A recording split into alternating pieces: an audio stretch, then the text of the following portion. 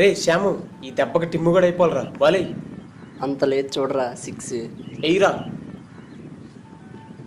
అబ్బా okay okay. ఈసారి చూడరా. ఎల్రా.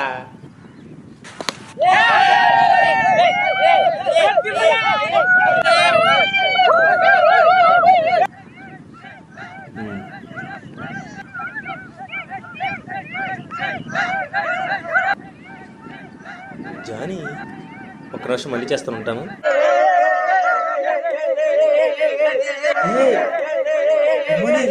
మీరు ఆపుతున్నాడు, నేను వస్తాను. ప్రెస్ట్ లెట్ జానీ. రెస్ట్ లేడన్నా. ఏంటి బిజీగా ఉన్నట్టున్నావు? బిజీ ఏం లేదన్నా, రా అన్న మాట్లాడుకుందాం. ఏంటి క్రికెట్ అంటే ఇష్టమా? చాలా. సెలవు వస్తే గ్రౌండ్లోనే ఉంటాను. టీవీలో మ్యాచ్లు వస్తే చూస్తుంటావా? కాలేజ్ మానేసానో చూస్తానన్నా. నువ్వు క్రిస్టియన్ కదా, ఇలా ఆటలు ఆడొచ్చా ఆడకూడదా అని ఎప్పుడైనా ఆలోచించావా? దీంట్లో ఆలోచించడానికి ఏముందన్నా, just for exercise.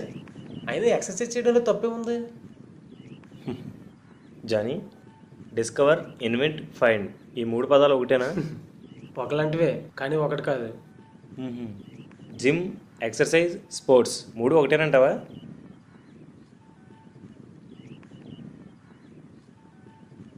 Johnny, exercise శరీరారోగ్యం కొంతవరకు సహాయపడుతుంది. వాకింగ్, జాగింగ్ ఇలాంటి వ్యాయామంలోకి వస్తాయి, ఇందులో తప్పులేదు. జిమ్ అనేది మన శరీరాకృతిని ఆకర్షణీయంగా మార్చడానికి కారణం అవుతుంది. దానివలన మనకి గర్వం, మన వల్ల ఇతరులకి శోధన తప్ప వేరే ఏ ఉపయోగం ఉండదు.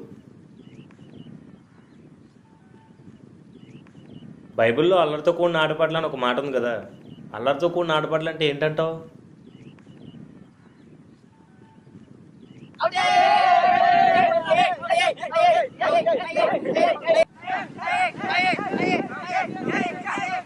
నువ్వు ఆడుతున్నావు, అల్లరి చేస్తున్నావు, ఇవి అల్లరితో కూడిన ఆటపాటలు కావా?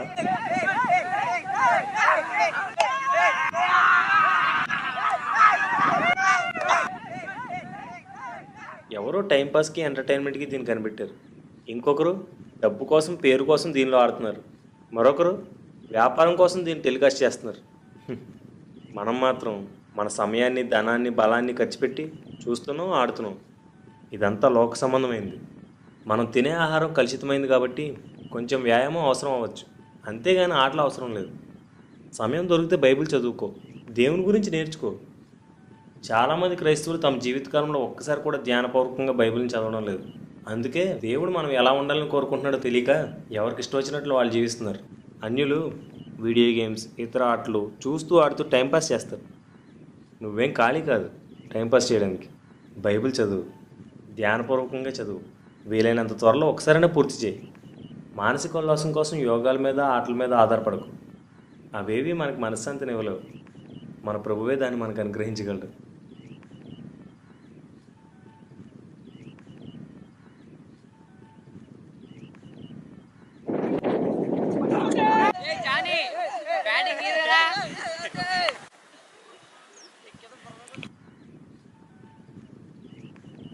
అవును, నువ్వు ఎక్కడ ఉంటావు?